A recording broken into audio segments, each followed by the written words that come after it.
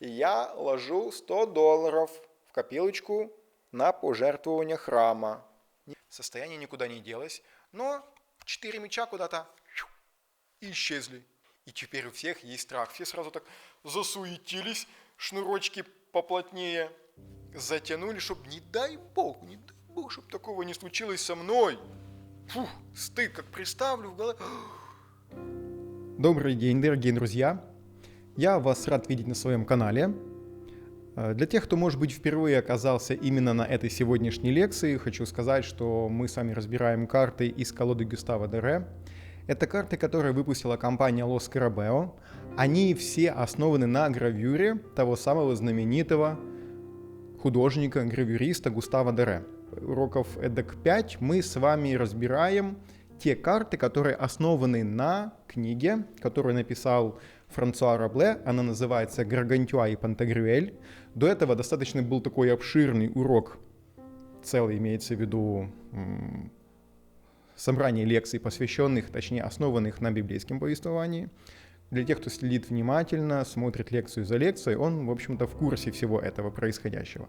Я не то чтобы призываю вас посмотреть и те предыдущие лекции, которые были, потому что каждая из них посвящена одной отдельно взятой карте, одному отдельно взятому аркану. И я уверен, что те зрители, которые смотрят мой канал сейчас, они точно не новички в этом деле, и уж наверняка они знают, и что такое карты Таро, и кто такой Артур Уэйт. Ну и нисколько не удивлюсь, если знают уж точно больше моего.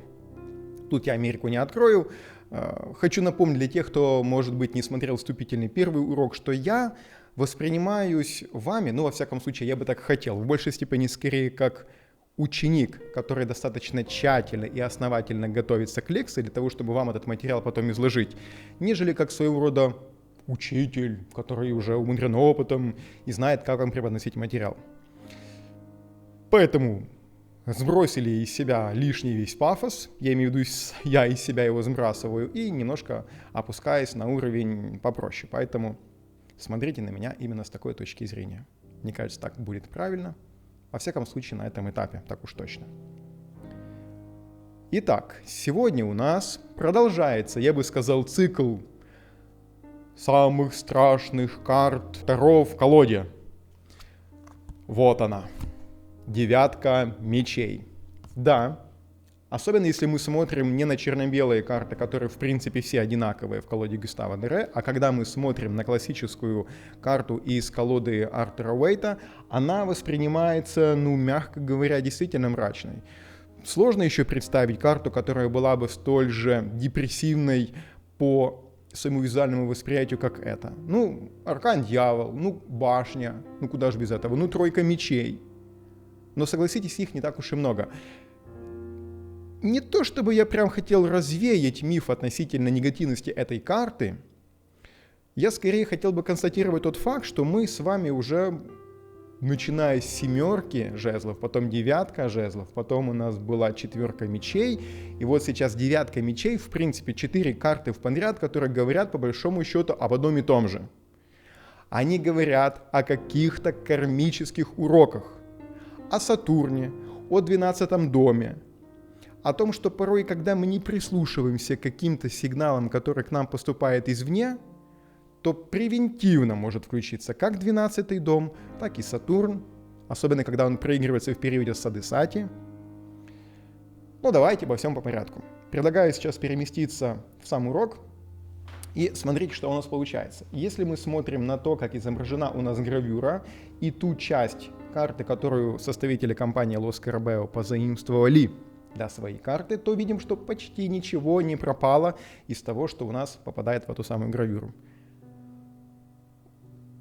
Без проблем, легко и сразу можно узнать Гаргантюа, хотя он здесь и одет в эти латы, он одет в доспехи, но по его исполинским размерам он легко узнаваем и сразу понятен он нам, где он.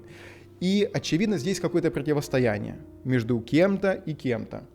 Беглый взгляд говорит нам о том, что это нечто похожее на скорее какие-то ворота, что ли. И видно, что там происходит не то противостояние, не то какая-то борьба.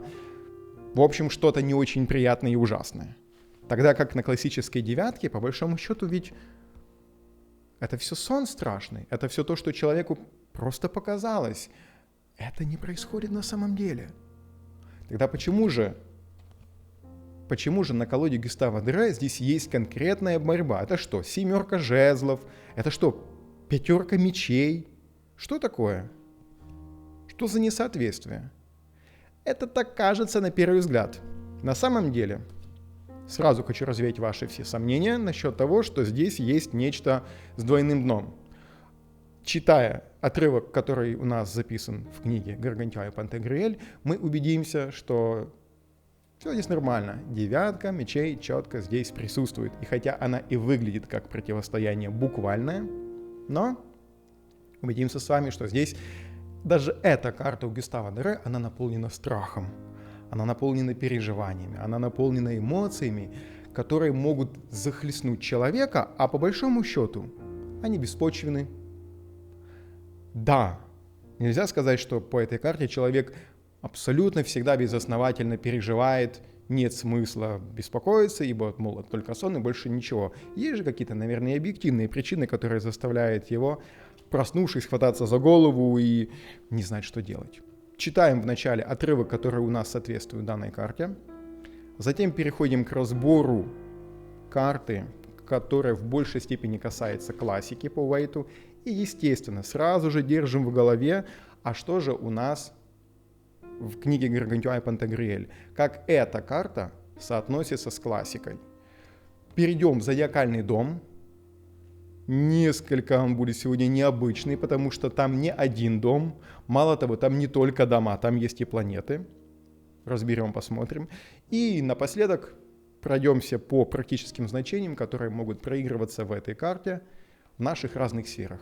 Карьера, взаимоотношения, сфера финансов и наше саморазвитие. Кстати сказать, что мы с вами-то, по большому счету, далеко не ушли от предыдущей карты, а предыдущая у нас была 4 мечей. Помните греческого рыцаря, который у нас так долго он сохранял умеренность, так долго он раздумывал над тем, что ему сделать, какой следующий шаг предпринять, чтобы не попасть снова в 3 мечей, чтобы не проходить эти уроки по кругу, как я говорил, 3, 4, 5, а чтобы правильно пройти уроки по 4 мечей и, оказавшись в 5, оказаться там победителем. Буквально проходит несколько глав, я бы даже сказал, аж 2, и мы оказываемся с вами в главном противостоянии.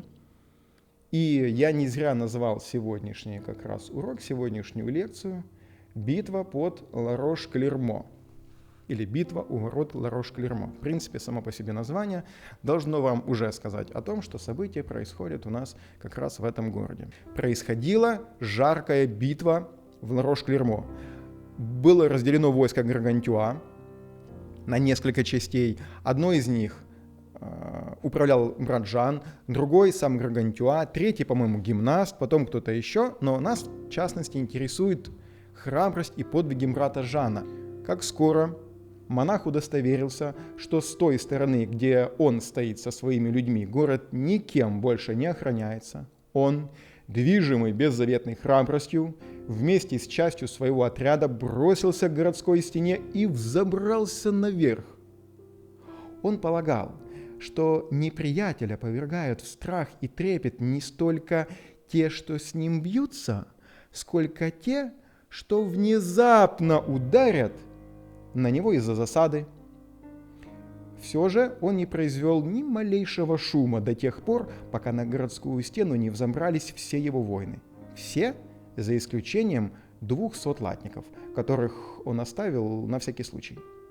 Потом он вдруг заорал диким голосом, люди его подхватили этот крик и, перебив стоявшую у ворот стражу, которая не оказала им никакого сопротивления, распахнули ворота, впустили оставшихся снаружи 200 латников, а затем с великим проворством помчались вместе с ними к восточным воротам, где кипел жаркий бой, и, обрушившись на врагов с тыла, опрокинули всю их рать.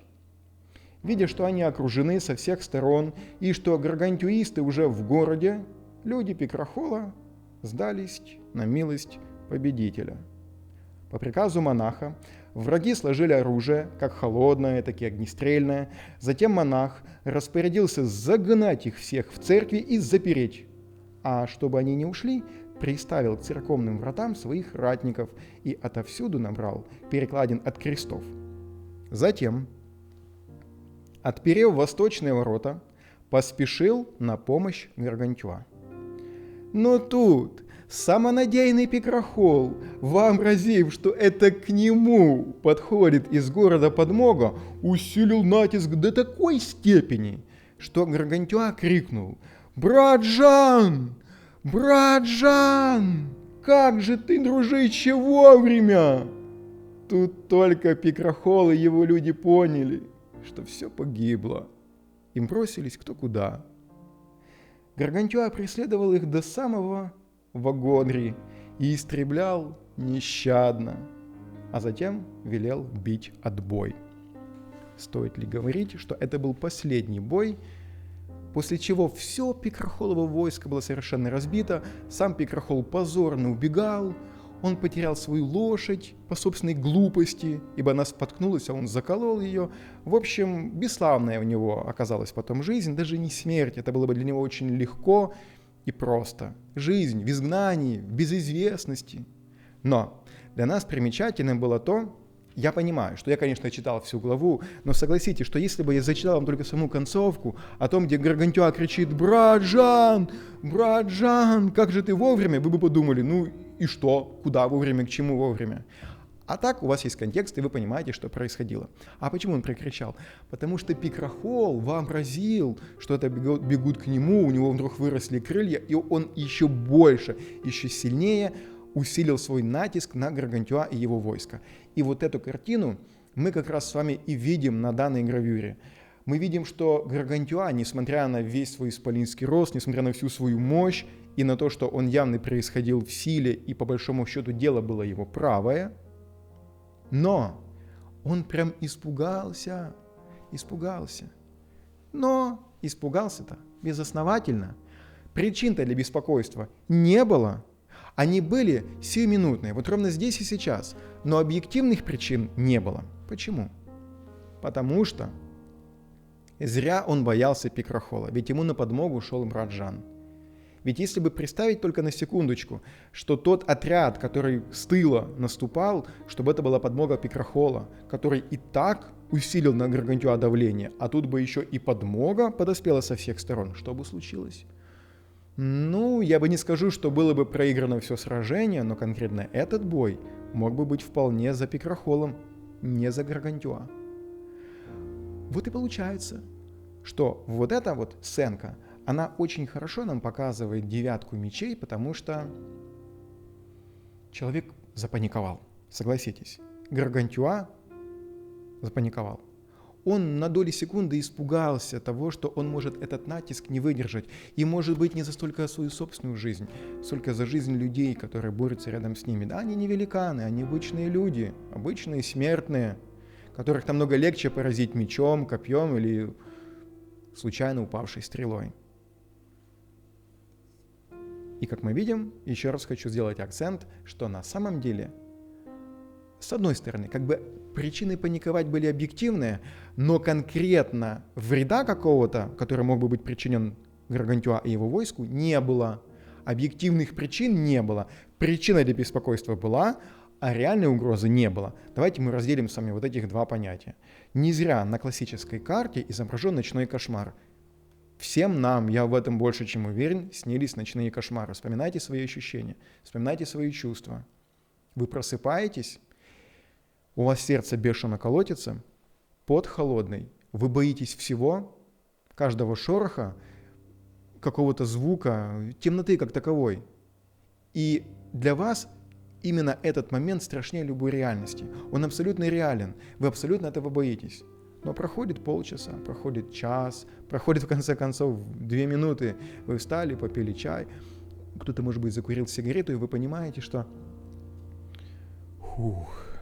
а это был просто ночной кошмар.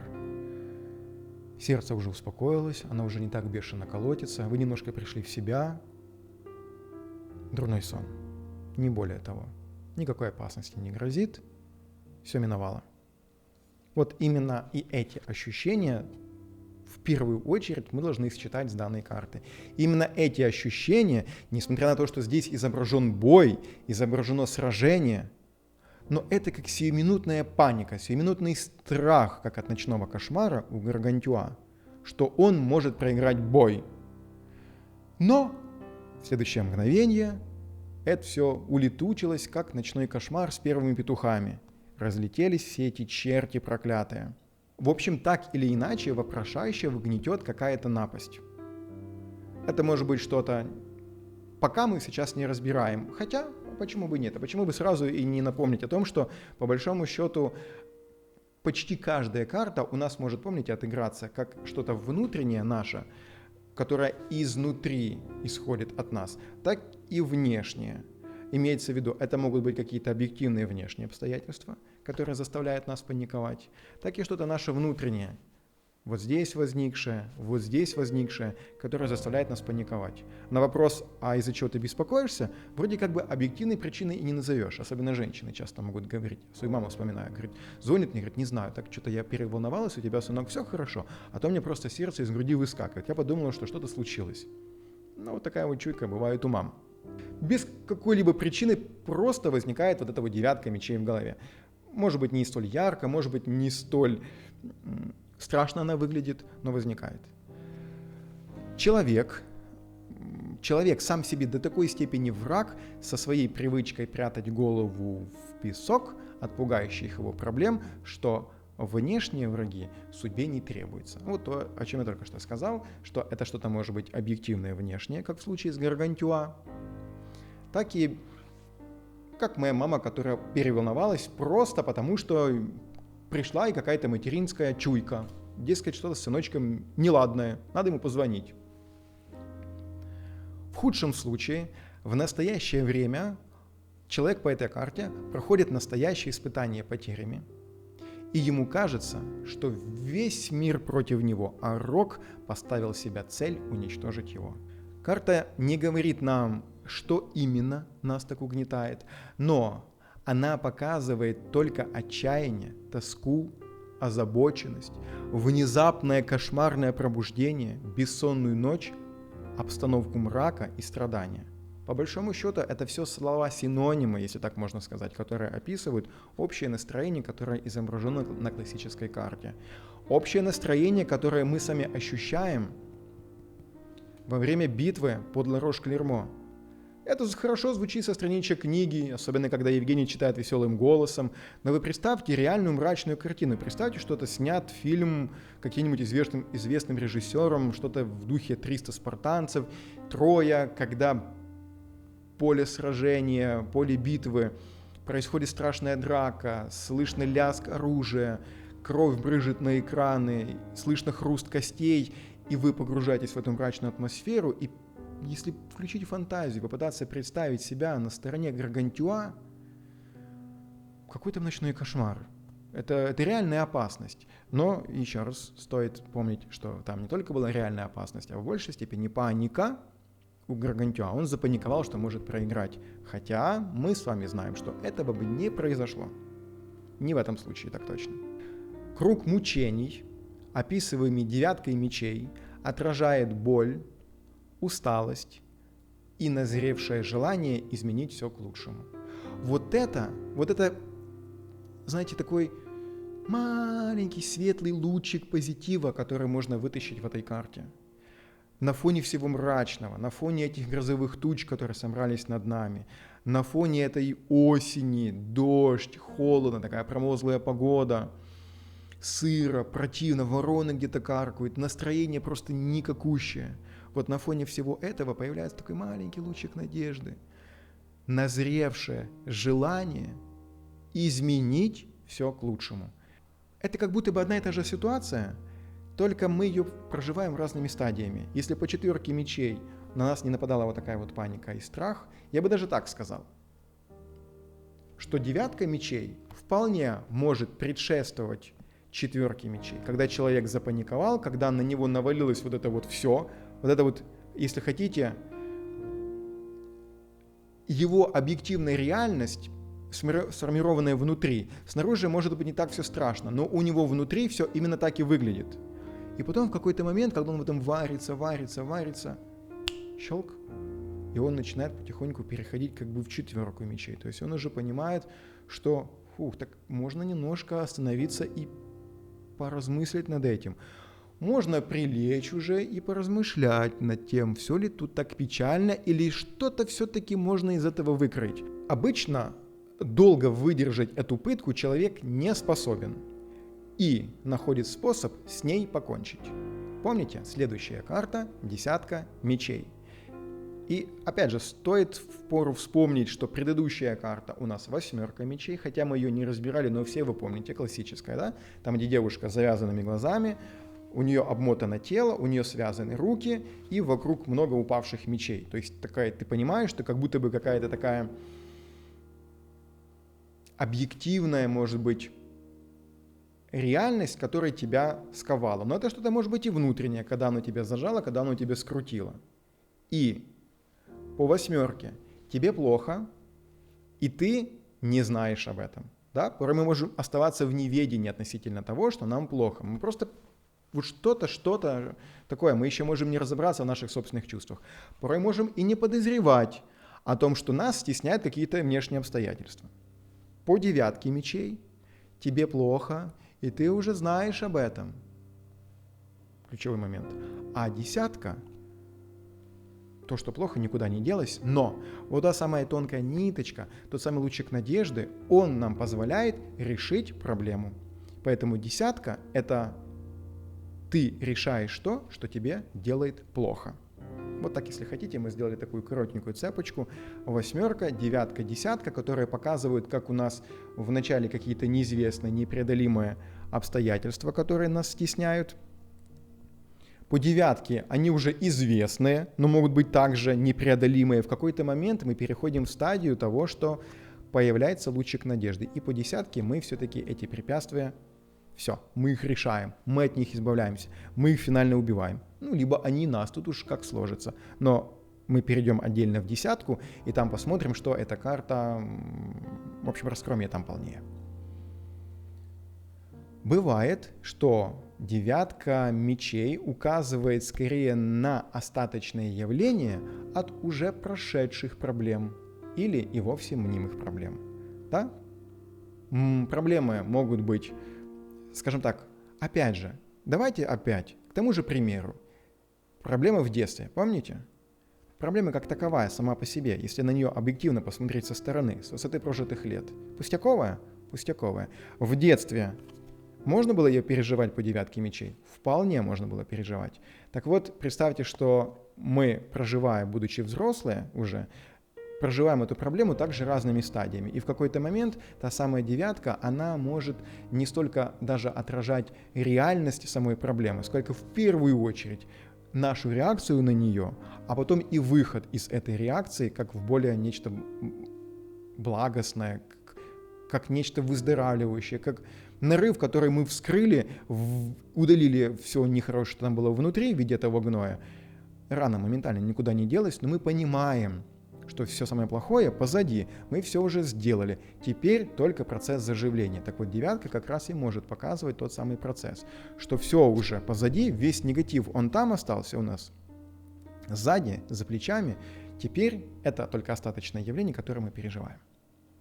Конечно же, это сильное беспокойство, это подавленное состояние, это размышление о проблемах, тягостное раздумье о работе, страхи перед будущим, сомнение, неуверенность, угрызение совести, тревога, бессилие, страх, неудачи, полная потерянность.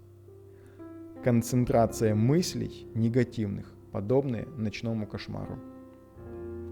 Я должен был прочитать весь этот перечень мрачника и негатива, который в этой карте находится. И опять же, почему мечи, да? Потому что это наши мысли, потому что это стихия воздуха, это наши размышления, это наш ментальный, если хотите, уровень. То, в чем мы варимся, когда мы начинаем накручивать себя, накручивать. Опять же, снова-таки, мы можем накручивать себя объективно, имеется в виду на основании существующей проблемы. Так можем, как говорится, сделать из мухи слона. То есть проблема вот такая-то, она малюсенькая, но мы можем ее так раздуть. А почему снова-таки автор здесь изобразил в виде ночного кошмара? Потому что ночью все выйдет совершенно по-другому, другим, иным. Тени выглядят совершенно какими-то мрачными, угрожающими нашей жизни, нашему спокойствию как минимум, а порой и, кажется, безопасности даже. Ночью все по-другому выглядит. И здесь также это все выглядело по-другому. Это все казалось как абсолютно реальная угроза, опасность и так далее, и так далее. Тут и паника может наступить, и панические атаки, желание все бросить, сдаться, убежать, закрыться от этого. Если бы вовремя не подоспел брат Жан.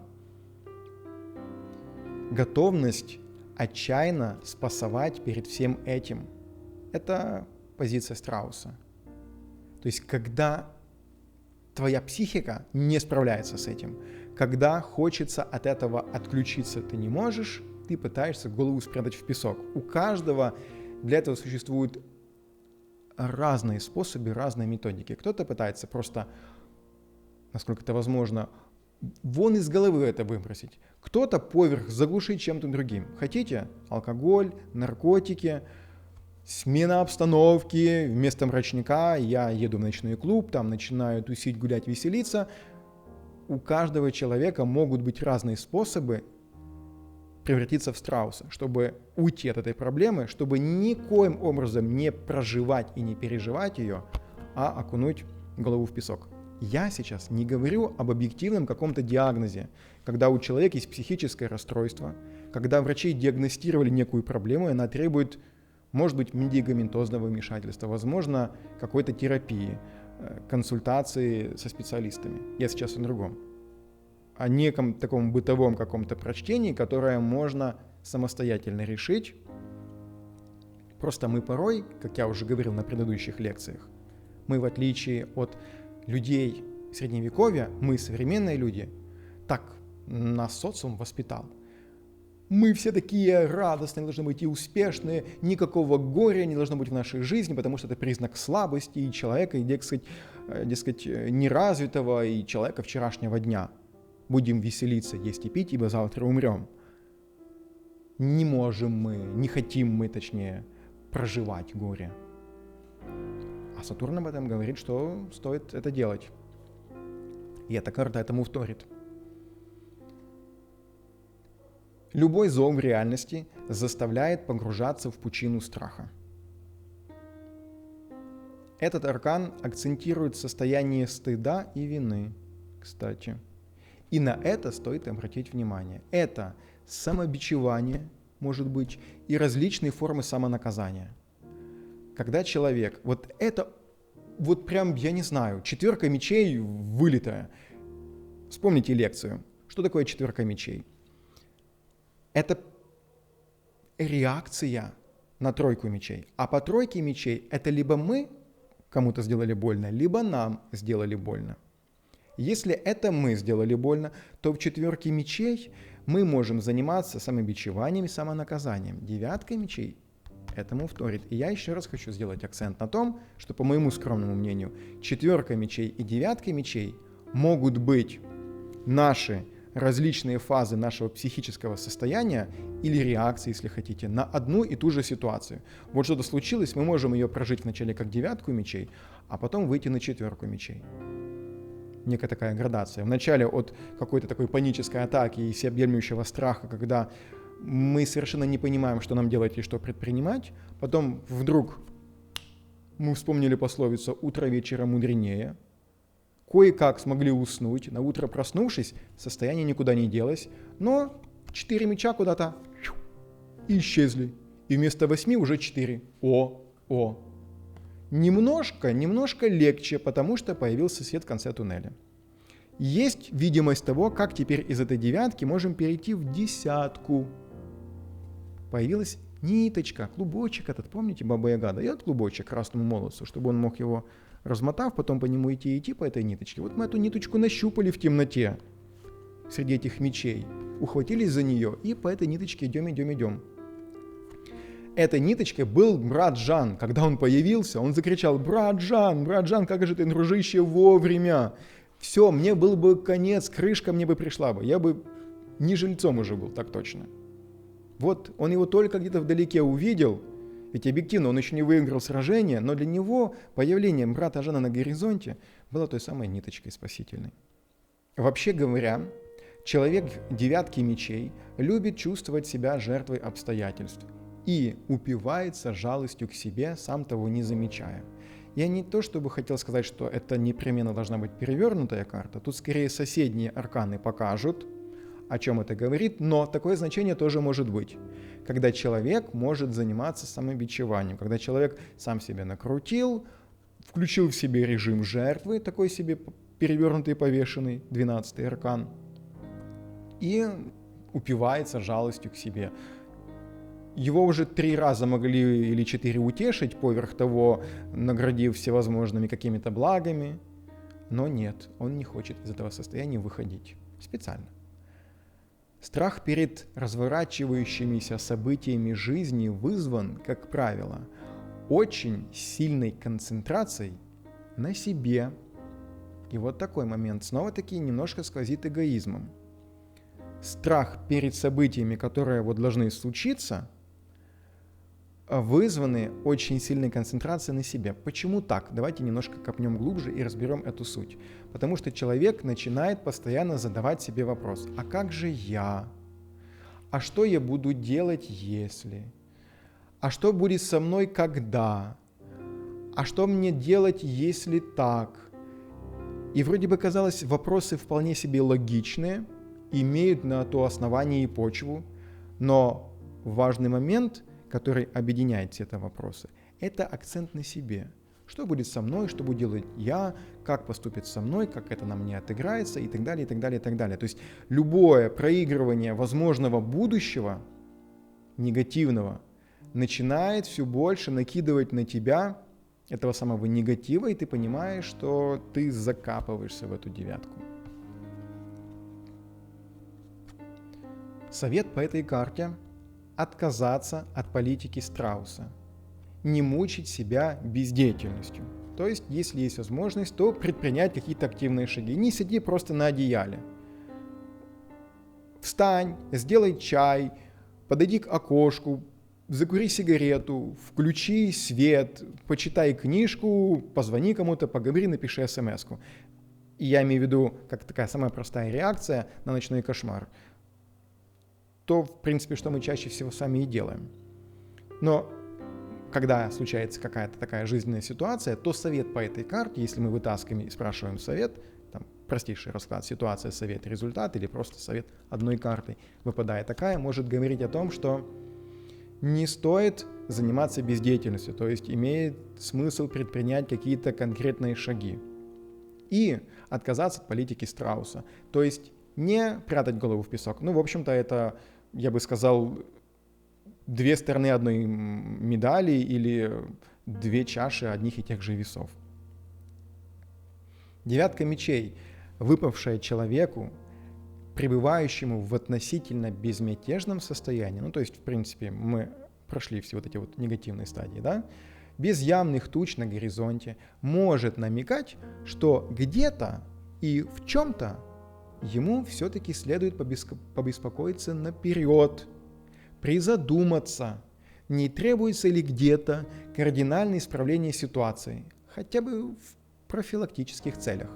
То есть вытаскиваем такую карту, человек говорит: да нет, вообще все нормально, все в ажуре, все замечательно. А вот тут стоит тогда либо сделать дополнительный расклад, или уточняющие какие-то карты, или просто придет понимание того, что тогда стоит ту ситуацию, на которую мы смотрим, как бы заглянуть вглубже, копнуть в нее, потому что, возможно, там есть подводные камни. Возможно, это говорит о том, что такое состояние может быть у человека.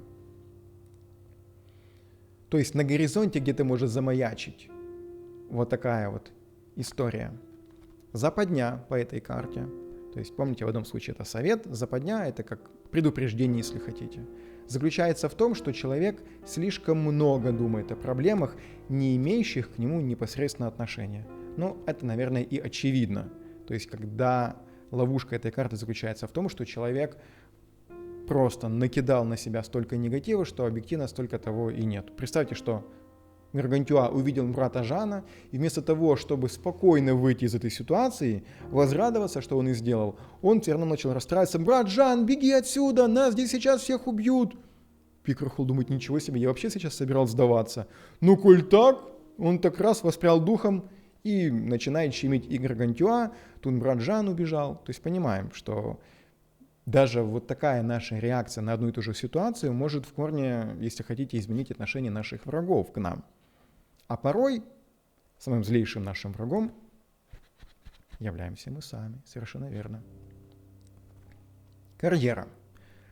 Как эта карта может проиграться в нашей работе? Человек не сумел справиться с сомнениями и отрицательными эмоциями. Он не смог благоразумно выйти из ситуации по 8 мечей. Помните, где он был скован и связан? И теперь пожинает плоды собственной нерешительности. По 8 мечей нужно было все-таки разруливать эту ситуацию. Мы ее будем разбирать в каких-то других повествованиях. 8 мечей у нас здесь, по-моему, не будет. И, конечно, мы потом эти все карты свяжем, но вы, в принципе, знаете, как она выглядит и как она может проигрываться также. И вот когда человек не смог правильно выйти из ситуации по 8 мечей, то получается, что он теперь оказывается в 9. То есть в карьере может показывать, что он не справился, он не прошел тот урок, те испытания, те какие-то трудности, которые выпали в его карьере по 8 мечей. И теперь он оказался вот в этой карте. Пожинает плоды собственной нерешительности. Бывает, что работа превратилась в пытку, и человек ее ненавидит всей душой, а мысль, только мысль о следующем рабочем дне лишает его сна. Я себе здесь сделал пометочку, дабы рассказать вам о примере из моей первой работы, то есть примеры жизни личной. Я в 19 лет впервые пошел на официальную работу, и не имея опыта совершенно никакого, я согласился на минимальную зарплату. Я, честно говоря, даже и приврал, что у меня есть опыт, просто он не отображен в трудовой книжке, ибо мне казалось, что я иду прям в солидную фирму, и просто так меня не возьмут. Как же я ошибался тогда. Ну да ладно. Честно говоря, обстановка и атмосфера в первую очередь на работе была создана такова, что я, если и не каждый день, то частенько переживал ощущение по 9 мечей. Мне не хотелось на следующий день снова ехать на эту работу. Объективные причины какие-то были? Ну, можно было бы сказать, что да. Негативное отношение начальства в целом ко всему коллективу, ко мне в частности. Кто-то меня бил, обижал, зарплату не выплачивал, еще каким-то образом. Еще раз говорю, да, объективно мне что-то плохое делал, ну, такого не было. Но из-за некого психологического дискомфорта, опять же, в первую очередь, из-за меня. Понятное дело, что человек тоже делал какие-то действия. Но мы все с вами прекрасно знаем, что если ты бронелобый, что если ты железобетонный и непробиваемый, то, в принципе, ну, сложно тебя как-то обидеть, задеть сиюминутно. Ты, конечно, можешь верно отреагировать, но по большому счету, если у тебя есть какая-то определенная цель, понимание, почему ты на эту работу ездишь, то ты будешь ездить. Наверное, мне, в общем-то, и помогало на эту работу ездить только осознание того, что я хотел бы там продержаться хотя бы год, чтобы набраться опыта именно в этой сфере, и затем уже прийти в ту компанию, которая бы мне нравилась больше, подать туда документы, и там бы я уже имел на самом деле не выдуманный опыт, а вполне себе реальный. Что, в общем-то, так потом и случилось. Так что 9 мечей это может вполне себе конкретно отображать в целом вот такую вот рабочую атмосферу. В делах эта карта предрекает провал и поражение. Хотя мы видим, что Гаргантюа выиграл сражение с братом Жаном, но там же ведь была и другая сторона. Там же ведь был Пикрахол у нас, а он тоже был в этой ситуации по 9 мечей. И что с ним случилось? А он проиграл. Помните, он, будучи в тяжелой очень ситуации, почему-то подумал, что это к нему подмога спешит. и проиграл эту битву. В сочетании с позитивными картами как минимум может говорить о сильном стрессе на пути к успехам. Вот и такое, если рядышком могут быть какие-то, особенно когда финальная карта, да, то есть там завязка, кульминация, развязка, и какая-то финальная карта может говорить об окончании проекта, о выходе на какой-то новый уровень, прям такие арканы громкие, говорящие, то может эта карта означать, что это будет сквозь стресс какой-то идти. Помните все эти фильмы там из разряда «Волк из Уолл-стрит» или те все ребята, которые типа Moneyball, когда у них такая работа стрессовая, фондовые биржи, каждый день какие-то торги, и только там в конце дня или там подбивая какие-то итоги сезона или еще чего-то, ты вроде как бы оказываешься на коне и с каким-то профитом в кармане. Но сам процесс может вполне себе отыгрываться по девятке. Вот такой рабочий день на бирже. Помните, вот эти вот парни с трясущими бумажками, которые там на телефоне постоянно делают ставки, там доли секунды играют свою роль. Это стресс, это такая напряга. Но если ты молодец, то ты молодец. В конце дня ты, конечно, можешь сгонять этот самый стресс изрядным количеством алкоголя, что я крайне не рекомендую делать. Эта карта откликается на состояние паники и дедлайна. Помните, мы уже говорили с вами по дедлайну, когда разбирали 10-й зодиакальный дом, а сегодня мы его будем снова разбирать частично. И когда мы говорили также о сфере работы, то по десятке, имеется в виду по 10-му зодиакальному дому, вот эти самые дедлайны — это самое тяжелое какое-то внешнее обстоятельство, когда работодатель тебе позвонил и говорит: завтра надо проект сдать, а ты совершенно не в том настроении, ты не в том месте, ты и не планировал его завтра сдавать, потому что ты вообще, честно говоря, завтра собирался взять дополнительный выходной. И вот это вот все в голове, а параллельно ты понимаешь, а я там пообещал жене съездить на дачу, а теща ей пообещала отвезти мешок цемента, а детей еще нужно забрать. И вот это вот в голове сразу.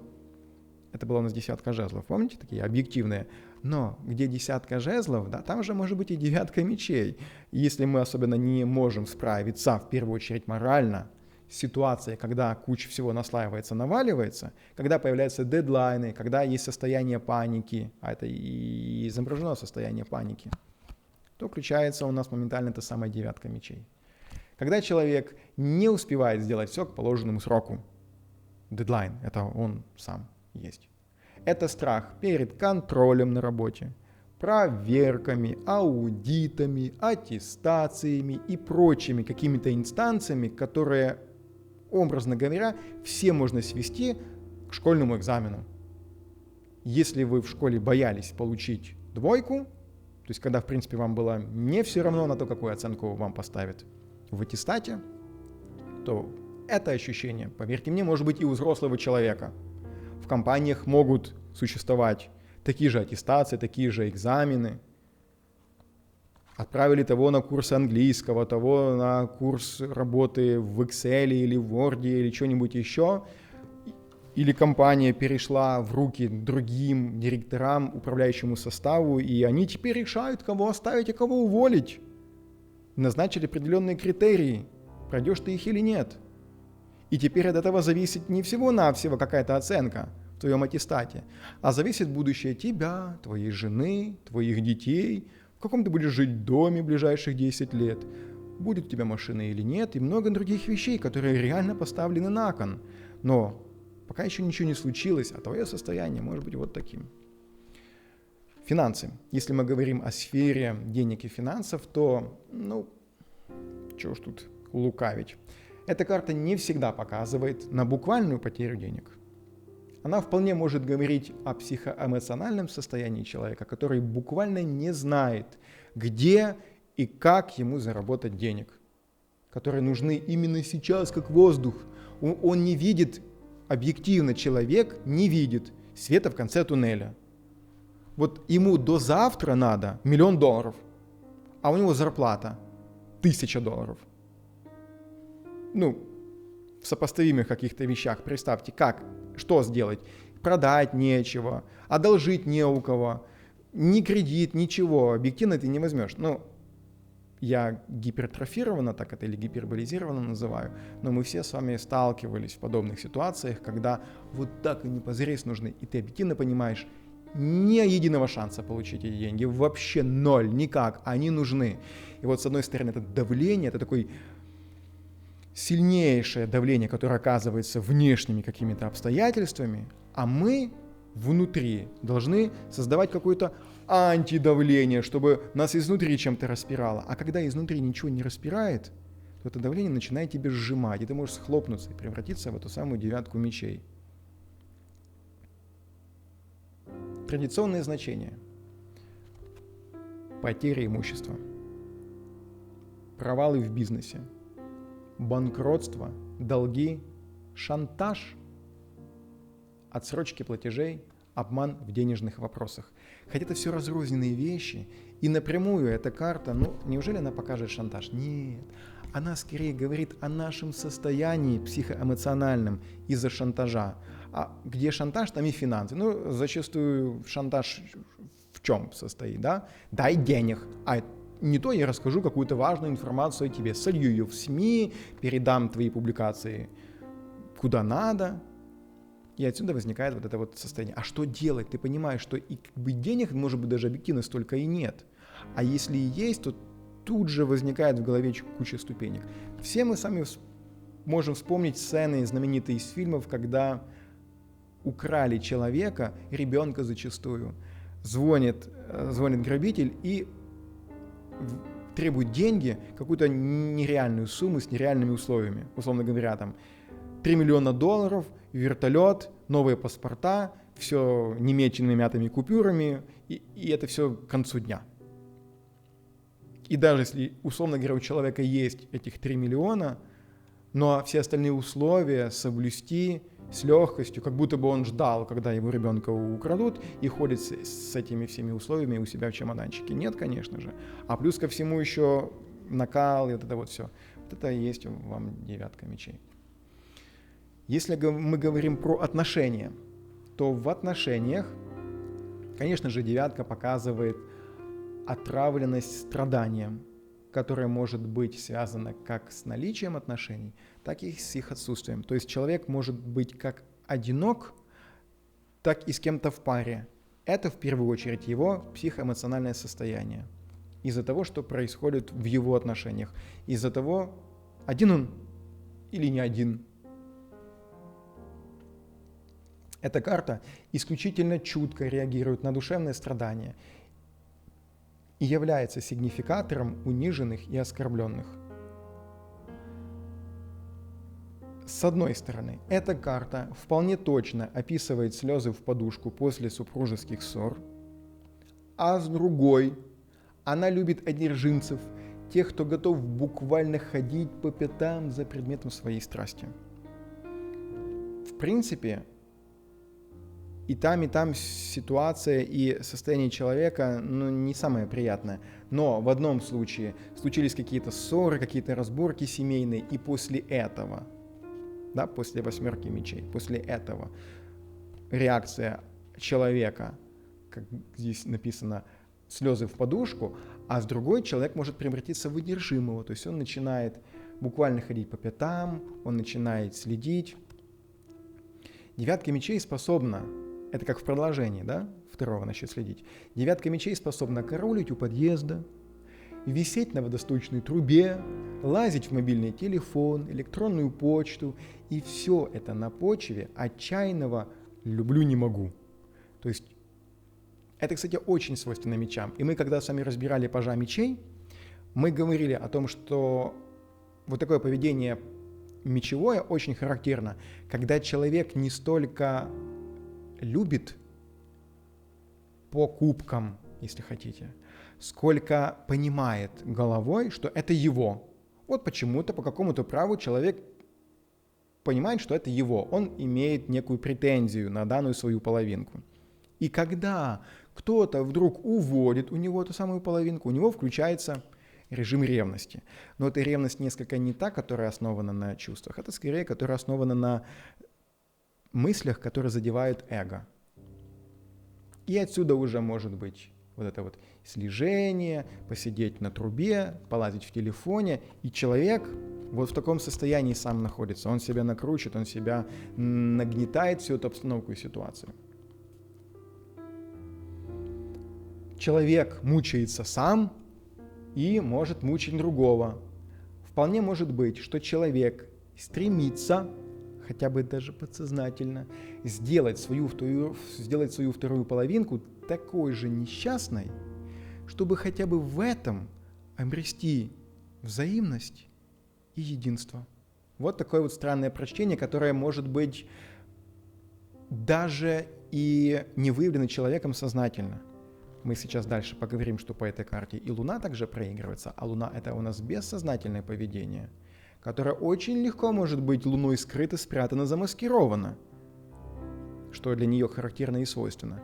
Человек на подсознательном уровне может себя так вести, потому что он хочет перетащить человека, свою вторую половинку, в то же самое болото, в котором находится он. И в этом приобрести единство. Не с целью, скорее, даже отомстить, а просто: о, мы теперь с тобой одинаково живем. Неспособность простить что-либо, например, измену. Человека может это все также съедать, вот эти вот все мысли. Традиционно девятка мечей – сильный показатель одиночества, затворничества, уединения, холостяцкой жизни, которая при этом не несет вопрошающему никаких удовольствий. Тут напоминает о себе цифра 9. А девятка у нас с кем отождествляется очень плотно? С каким арканом? С отшельником. А отшельник с какой планетой? Браво, с Сатурном. Да, вот мы снова с вами пришли к выводу, что это вполне естественная реакция человека на те события в его жизни, которые так или иначе можно связать потом с Сатурном. Если мы говорим о перевернутом значении этой карты, то тут мнения разделяются. И не то чтобы они разделяются глобально среди тарологов, они разделяются среди ситуаций, потому что это может быть как нечто позитивное, так и негативное, исходя из того, на какую мы смотрим ситуацию и какой задаем вопрос. Помните, девятка, вот это, для Пикрахола, это что? Мы, которые симпатизируем Гаргантюа, то для него девятка, хоть она и негативная, а для нас вроде как позитивная. Вот. Если прямая карта указывает на страх, то перевернутая считается индикатором стыда. Но это может быть и страх быть опозоренным. Знакомый такой страх, да? Вы себе когда представляете какие-нибудь курьезные, неловкие ситуации. На пляже, может быть, там что-нибудь где-то порвалось, разошлось. Какая-то резинка лопнула, мало ли. И вот этот стыд быть опозоренным, я почему-то вспоминаю. Пацаны в школе любили таким промышлять. На физкультуре сдергивать с других таких же пацанов штаны. Иногда случалось, да, с нижним бельем. И это сделали какому-то одному человеку. Но это увидели все. И теперь у всех есть страх. Все сразу так засуетились, шнурочки поплотнее затянули, чтобы не дай бог, чтобы такого не случилось со мной. Фух, стыд, как представлю в голове. Девятка мечей сразу в 1 секунду в голове проигрывается. Вот вам детские проблемы. А сейчас кто бы сдернул, да? Но, да, ты уже сказал, карта в любом случае остается носительницей агрессивной и разрушительной энергии. Есть также понимание, что в прямой карте человек все же в состоянии справиться с навалившимися проблемами в его жизни, а вот в перевернутой эти же проблемы встают перед ним стеной, превращая его и без того плохое состояние в диагноз, или же, что его проблемы надуманы, и человек попросту накручивает сам себя, что по большому счету одно и то же, да? Еще раз, мы все сами помним, что не существует объективных проблем как таковых. Все зависит от того, как мы к ним относимся, как бы это странно ни звучало. Но даже вспоминая такие вопиющие случаи, как побег из Шоушенка, Шоушенк Редемпшн, где человек оказывается в тюрьме, но помня того персонажа, Энди Дюфрейн, он совершенно не выглядел как человек, который там заточен. Он там как будто бы был просто потому, что ему больше нет возможности быть в ином месте. Потому что ему так предназначено. Он как будто бы там чем-то занимался. В его взгляде, в его поведении, в его разговорах ощущалась какая-то сила, энергия. Его эти стены как будто бы не сдерживали. Как если бы он имел возможность быть за пределами этих стен. Только тело его там находилось, если хотите. Немножко так отвлекся. И еще раз, давайте мы с вами осмыслим вот это предложение. Если мы говорим о прямой карте, то скорее есть такое понимание того, что да, навалилась куча всего, но помните, это как прямая десятка. Много всего навалилось, человек вывозит, человек все-таки в состоянии, сгорбившись, но донести всех эти 10 жезлов.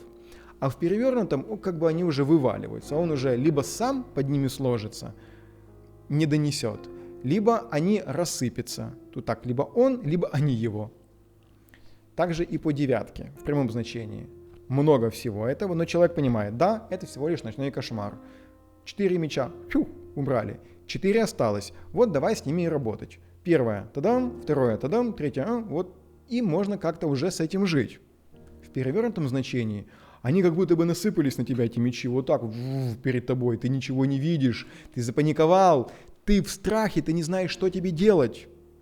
Всем знакомо это чувство паники. К счастью, оно, когда случается у всех нас, такое оно мимолетное, секундное какое-то, а потом и рассеивается. Но ведь бывают ситуации, когда это чувство непроходящее, когда оно долго остается с нами, и нет понимания, что с ним делать и как справиться, и только время помогает это разрешить, потому что с течением времени что-то у нас у самих внутри меняется, а порой внешне нам могут подкинуть какие-то идеи и решения.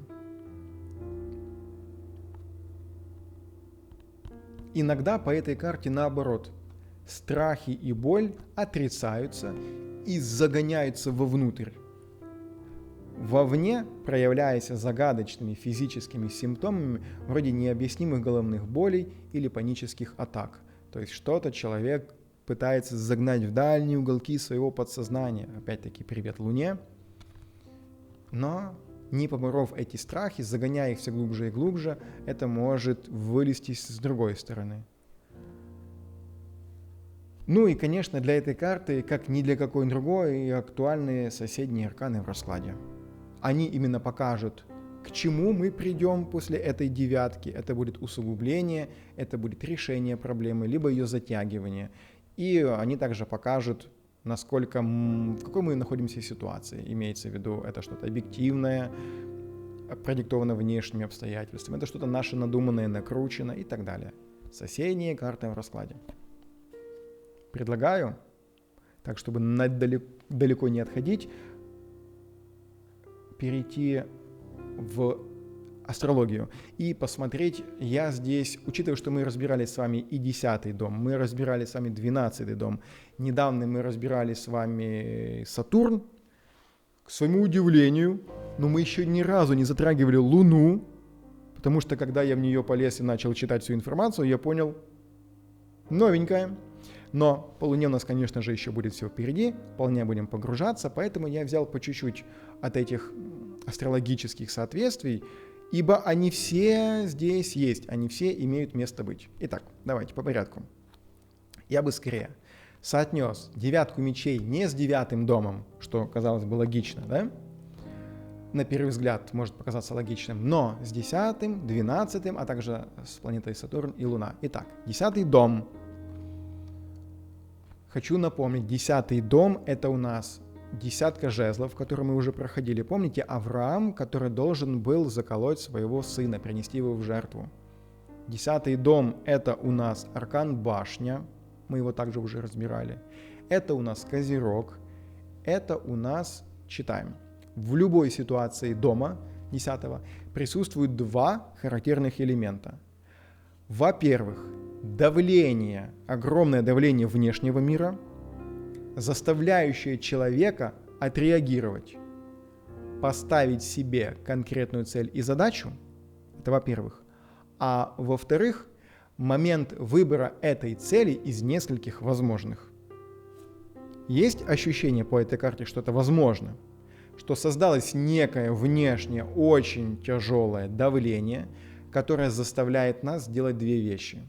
Во-первых, выбор как таковой сам по себе, а во-вторых, выбор из каких-то возможных вариантов. 10-й дом заставляет нас искать выход. Он создает мощнейшее давление, а потом говорит: ищи выход, он есть. Это как, если хотите, вот эти вот квест-комнаты с ужастиками, когда выключен свет, когда тикает время, и нужно все быстро понаходить, все эти подсказочки, и там еще кто-то стучится с топором или заведенной бензопилой. И вот под этим давлением, под этим страхом, когда ты учишься работать в тяжелых ситуациях, со сложными обстоятельствами, но только это в разрезе жизни происходит. Таким образом, для 10-го дома характерны два чувства. С одной стороны, свободы воли и необходимости выбора. То есть никто не заставляет. Ты сам принимай решение. У тебя есть свобода воли, но решение непременно должно быть принято. Вы что будете, чай или кофе? А с другой, активизации и усиления внешних ограничений, требующих перемены поведения и направления мышления. Выяснили, все то же самое, только другими словами. Непременно в 10-м доме есть внешнее давление, непременно оно заставляет нас делать выбор из нескольких возможных, как минимум из двух. При этом возникает ощущение усиления давления со стороны внешнего мира и ответственности за свой выбор, который человек часто вытесняет в подсознание или и вовсе проецирует вовне. Здесь характерно ощущение усиления давления, ужесточение ограничений, обострение совести и чувство долга, или наоборот, протеста против своей судьбы и необходимость поиска выхода из неприятного положения, часто путем выбора своего отношения к происходящему. Часто путем своего выбора по отношению к происходящему. То есть не то, что чего я далеко хожу? Энди Дюфрейн, он мог из тюрьмы выбраться? Не мог. А что он мог сделать? А он мог всего-навсего поменять свое отношение к происходящему. Что он, собственно, и сделал. Он не мог чисто физически покинуть эту тюрьму. Не мог. Но поменять свое отношение мог. Кто смотрел фильм, вспоминайте те сцены, когда он выглядел совершенно потрясающим, счастливым человеком, когда он лежал на крыше, которую они осмолили. С невероятной улыбкой и ощущением счастья и блаженства на лице только из-за того, что он смог раздобыть своим ребятам ящик холодного пива. Своими усилиями он это смог сделать там, внутри тюрьмы, абсолютно легально, это не было воровство. И таких моментов было несколько, когда музыка играла, когда он общался со своими друзьями, когда он библиотеку сделал. Потрясающий фильм, я уже в который раз говорю о том, что имеет смысл его посмотреть, если вы до сих пор этого не сделали почему-то. 12-й дом. Помните, разбирали его совершенно недавно. Безличное служение. Помните, что такое безличное служение? То есть служение, слово понятное, безличное так, чтобы не оставить следа собственного почерка. Мол, смотрите, я ложу $100 в копилочку на пожертвование храма. Нет. Когда твоя левая рука делает добро, то твоя правая не должна об этом знать. Так говорит Библия. Вот это и есть безличное служение. Когда мы что-то делаем полезное для общества. Этот дом создает ситуации служения. 12-й создает ситуации служения, в которых внешняя реальность оказывается акцентирована сильнее, чем я. Но отречение от личных интересов и определенные жертвы в начале не являются обязательными. Только в начале. На первых порах абсолют как бы просит человека об услуге, и прямая необходимость отсутствует. Но при систематическом отказе от проработки 12-го дома он в какой-то момент, иногда и в следующих воплощениях, включается императивно, то есть насильственно. И тогда человека ждет тяжелая, длительная, неизлечимая болезнь, больничная койка, тюремное заключение, полное одиночество, тяжелая бессмысленная работа или другие принудительные жертвы. Для чего? Для того, чтобы ты понял, что такое безличное служение. Много раз тебе были даны легкие напоминания, но ты их совершенно игнорировал. Императивно включаем. Скажите, пожалуйста, в такие моменты может быть ощущение, изображенное на этой карте? Конечно, они так и будут чувствоваться человеком чаще всего. По 12-му дому идут тайные враги, которых нужно распознать за явными кознями, чинимыми ими человеку.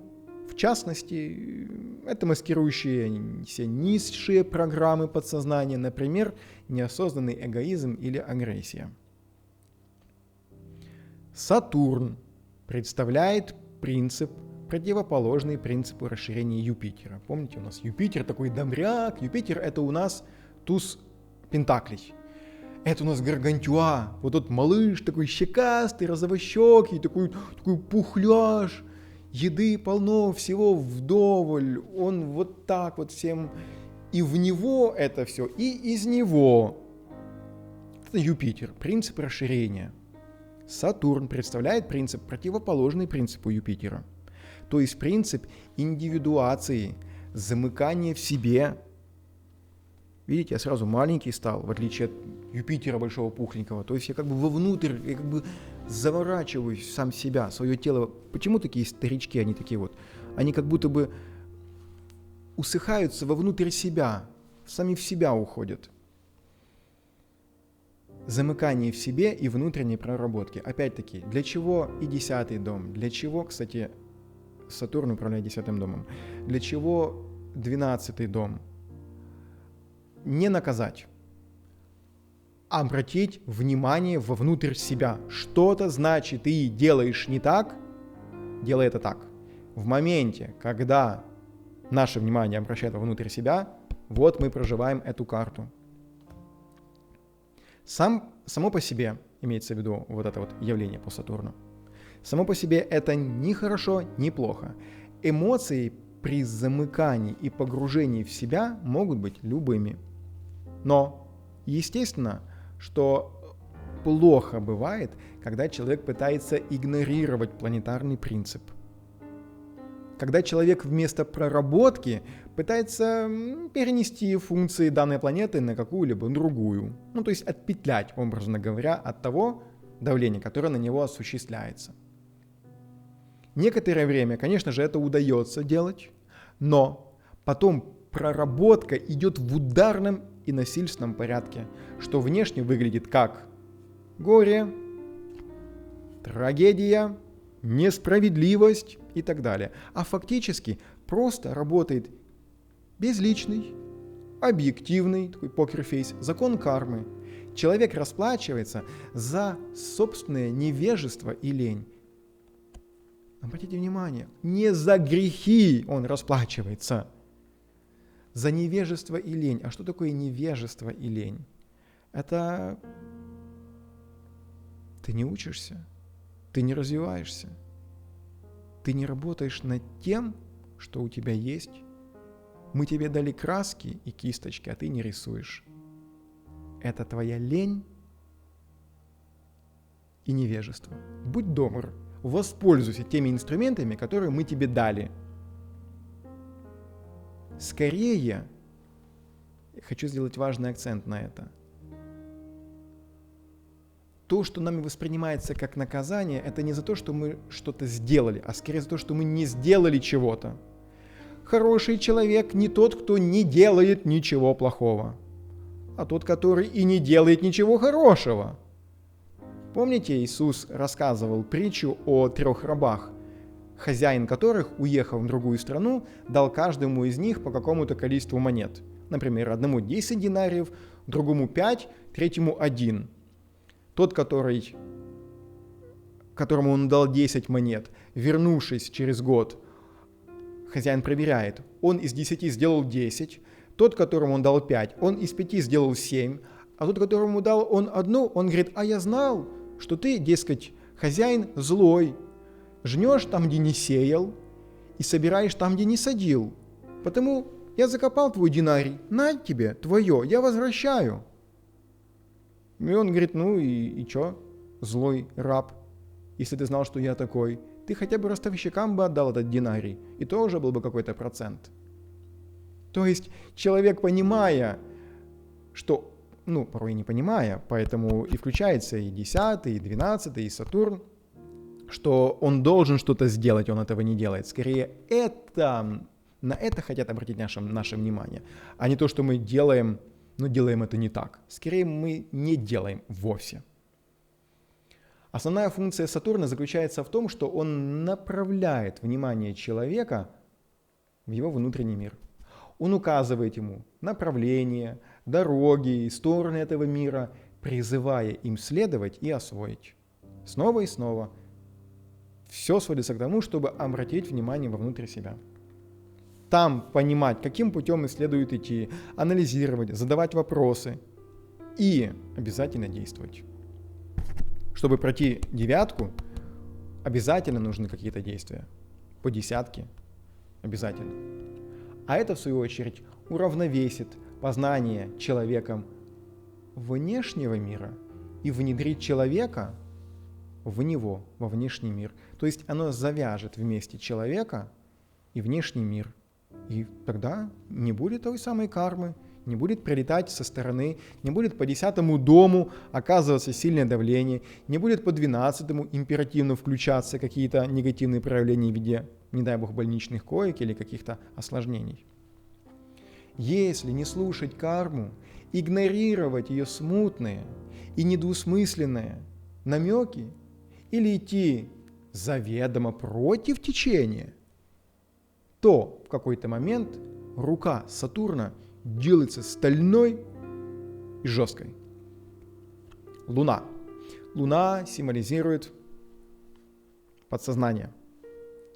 У кого суп не густ, а у кого жемчуг мелок, не родись красивой, а родись счастливой, это поговорки точно соответствуют делению человечества на части, исходя из различных положений Луны, исходя из различных фаз Луны, исходя из того, как они в нас отыгрались, как они проигрываются на том или ином этапе и как эта планета вообще отображена на нашей личности. Луна определяет как бытовое поведение, так и жизнь подсознания и дает возможность судить о втором по первому и, между прочим, корректировать одно другим. Сложное предложение, давайте разберем его частями. Значит, Луна определяет бытовое положение, поведение, то есть то, что мы делаем, как мы себя ведем в быту. Наш быт, наше ежедневное поведение. Это с одной стороны. С другой, подсознание, жизнь нашего подсознания, то есть то, что мы как бы даже не можем осмыслить, но оно есть. И дает возможность судить о втором, имеется в виду о подсознании, по первому, то есть наши действия. Вот человек что-то делает, он что-то производит, и мы, глядя на это, говорим, ага, коль ты ведешь себя вот так, значит твое подсознание вот так. Если хотите, негативный пример вам.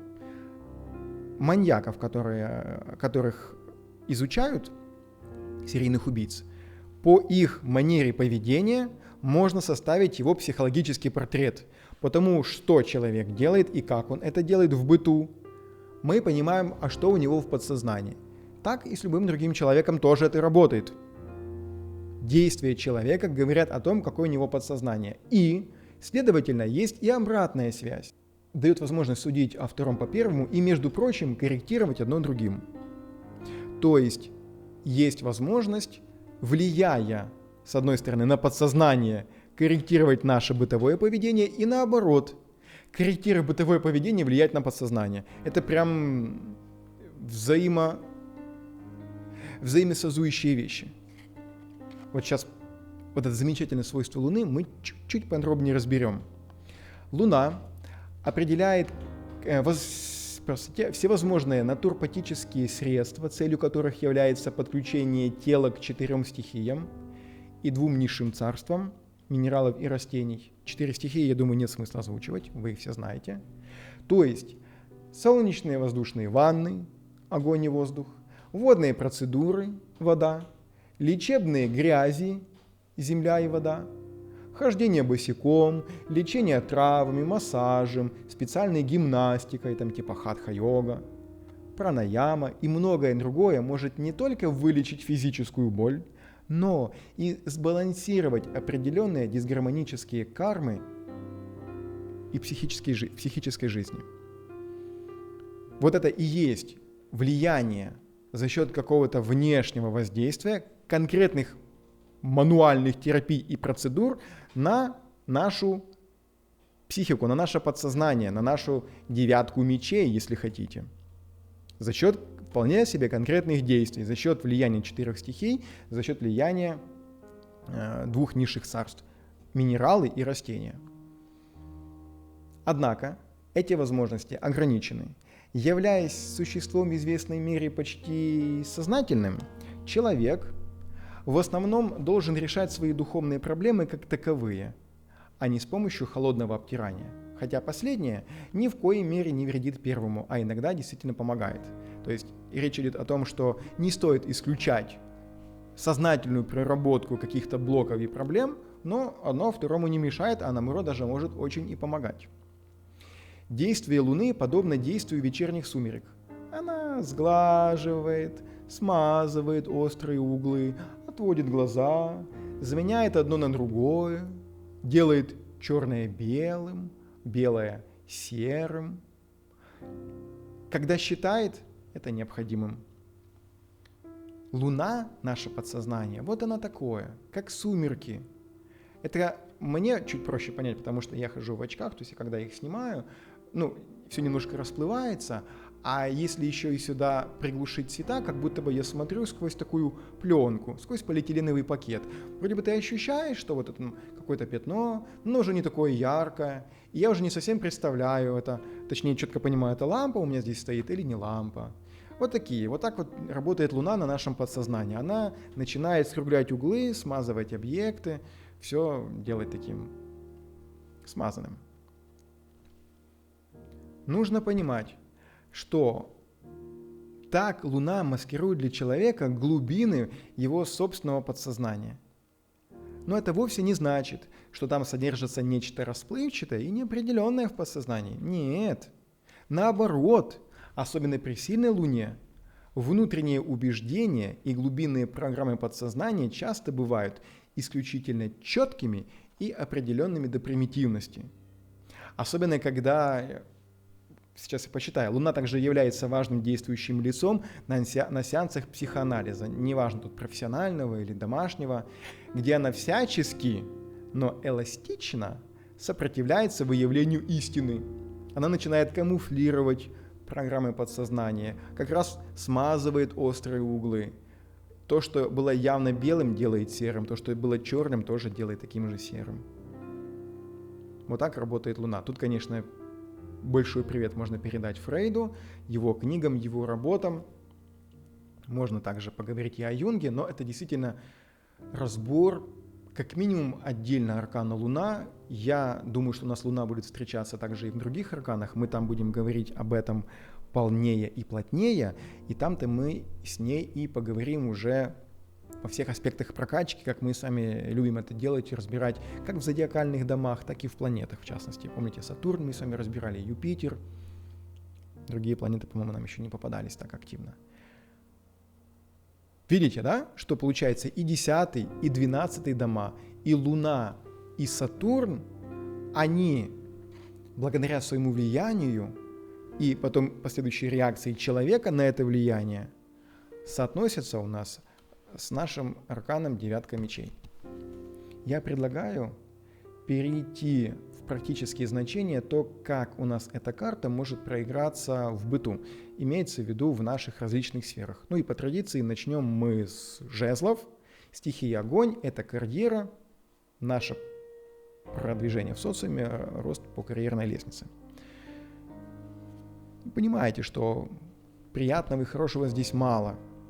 Поэтому это сомнение, это нерешительность. Да, человек не будет спешить по такой карте что-либо предпринимать и действовать. А почему?